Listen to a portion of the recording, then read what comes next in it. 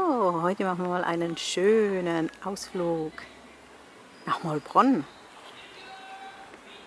Umgeben von schönen Weinbergen findet sich hier eine wunderbare Zisterzienserabtei.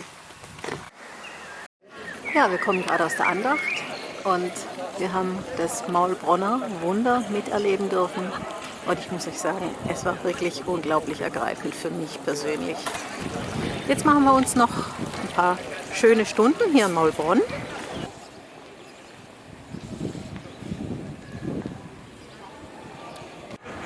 Also hier ist immer noch der alte Umgang und hier sind wir am Tor. Es ist wirklich super schön erhalten, absolut eine Reise wert. So, und dann muss man noch wissen, dass Maulbronn der Geburtsort der schwäbischen Maultasche ist. Weil nämlich hier der Bruder Jakob ein schönes Stück Fleisch gebracht gekriegt hat, mitten in der Fastenzeit.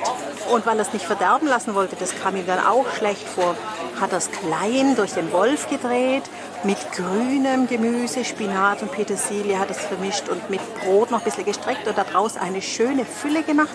Damit hat er Nudeltaschen erfunden. Und diese gefüllten Nudeltaschen, die Maulbronner Nudeltaschen, die wurden dann zu den Maultaschen.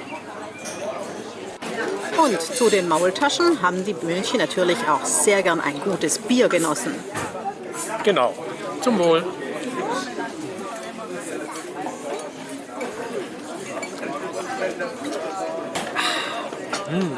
Ursprünglich gab es sie bestimmt einfach in der Brühe, so wie wir sie am Gründonnerstag auch heute noch genießen. Aber zum Festtag, da gehört natürlich ein rechter schwäbischer Kartoffelsalat dazu. Und dann werden sie oben ein bisschen geschmelzt. Zwiebeln, früher in Schmalz angebraten, deswegen geschmelzt. Ja. So, jetzt habe ich keine Zeit mehr für euch. Ich muss mir das schmecken lassen. Tschüss! Hey Leute, hat es euch gefallen? Dann guckt doch öfter mal in meinen Kanal rein. Oder auf meine Homepage, da hat es ein ganz nettes Programm. Bei uns ist nämlich etwas Butter.